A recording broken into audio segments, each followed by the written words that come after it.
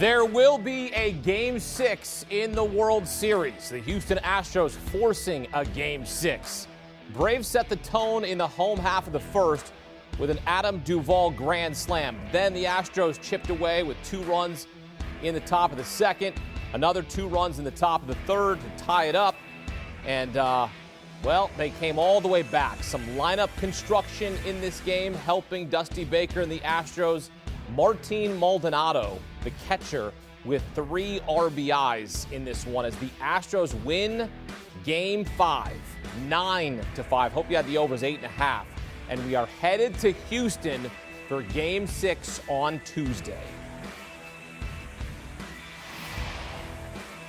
CBS Sports HQ is presented by Honda. Determination powers us and everything we do. Back here with former Marlins president David Samson, helped the club win a World Series title in 2003. Braves were looking to win a World Series for the first time since 1995. The Astros say not on Halloween night. Trick or treat, you are getting a trick because we are going to erase a 4-0 lead on a grand slam in the first inning and rally. This is kind of what we expected, though, from this Houston Astros lineup. They're not going to be quiet rest of way, especially in an elimination spot. Well, it's also experience. So what happens in the first inning when there's a grand slam and you're trying to win the World Series, you're jumping for joy because the fans are cheering as though the game is over.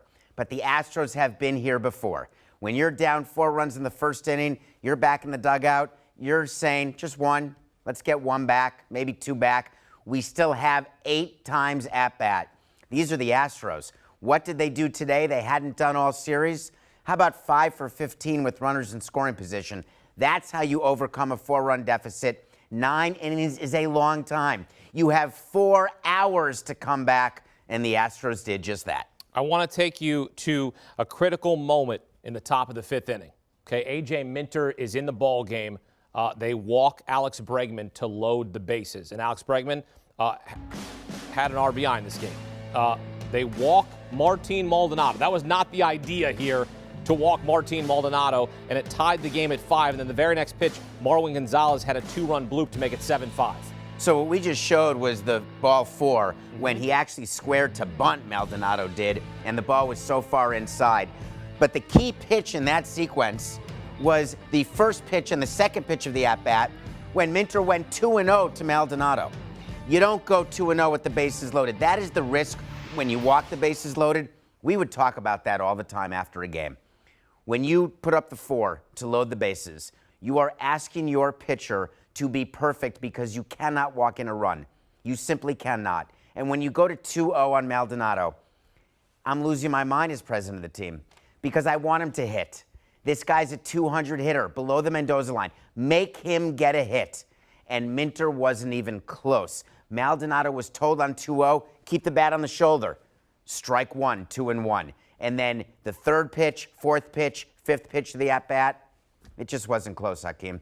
And that was a big turnaround. How about the bottom of the order production, right? And we saw that in Game 4, right? Dansby Swanson and then Jorge Soler pinch hitting in that spot to hit the go-ahead homer in Game 4 to give them the 3-2 victory. On this night, it's Martin Maldonado, and then it's Marwin Gonzalez, the 8, and he's pinch hitting in the 9 spot. He comes up big, and that's all really they needed. They needed those 2 runs. Those were the decisive runs. They go on to win 9-5, but it's the bottom of the order production from the catcher, Martin Maldonado, coming up clutch when the rest of the lineup for most of this World Series was not producing.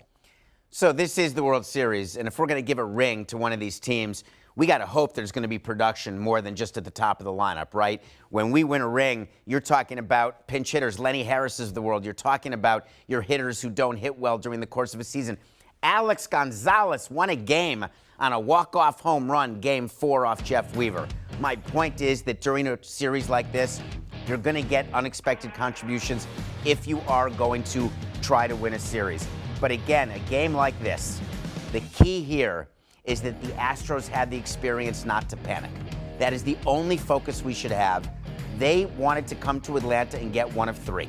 That was if you can get 2, great, but you needed 1. And that's what they got tonight.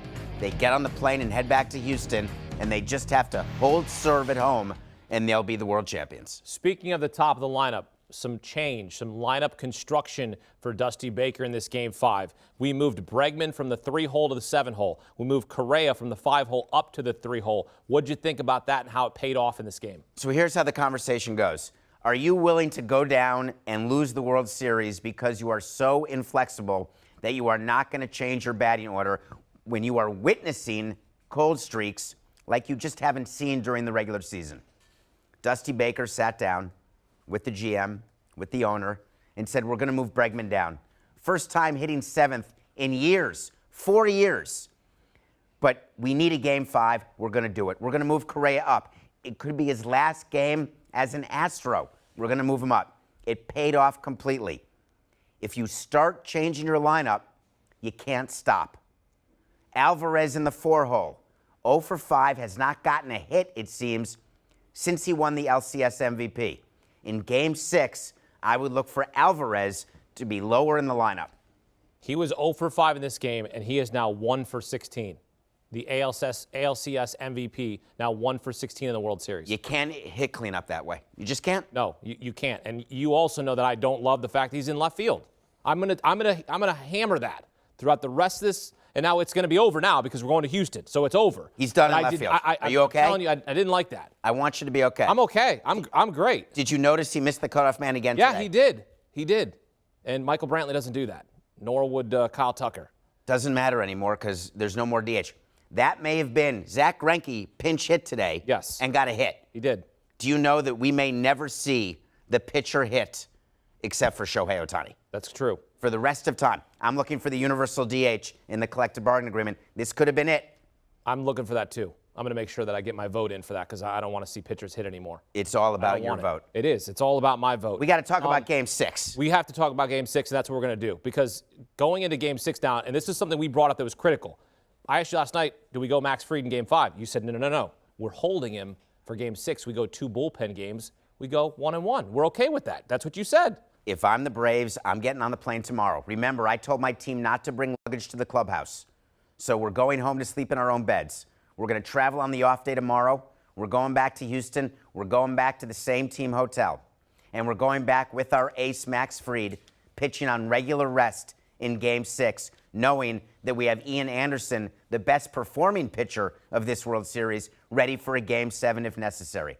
The Braves are not despondent. They recognize that they've got the team and the ability to win one of the next 2 games. That's it. Granted, Fried has struggled his last 2 postseason starts, but who would you rather be right now?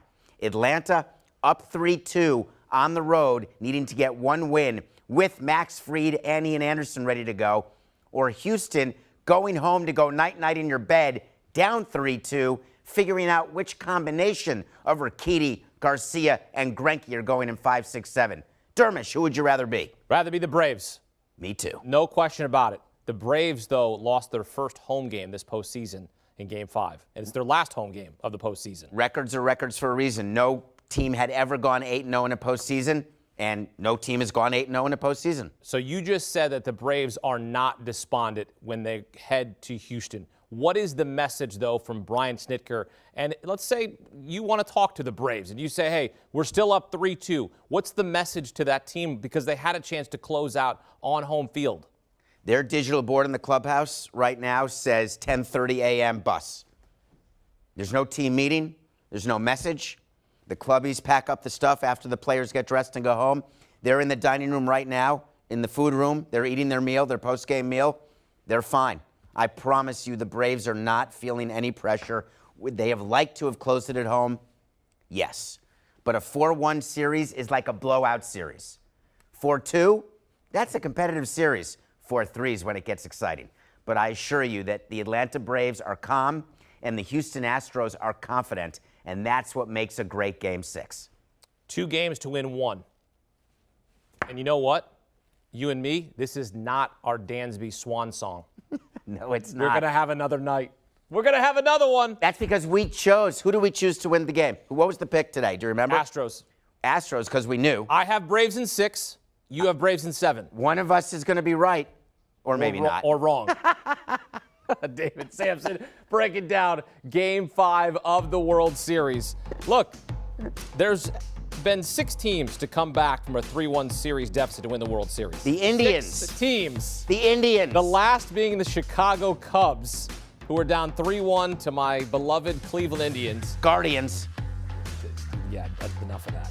And the Cubs came all the way back and won in Game 7 to break my heart, but they are the latest, the 6th team in Major League Baseball history to come back from a 3-1 series deficit.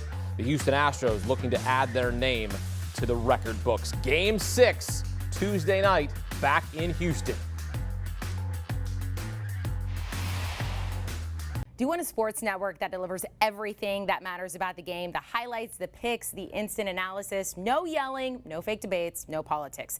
Hit the subscribe button and never miss a moment.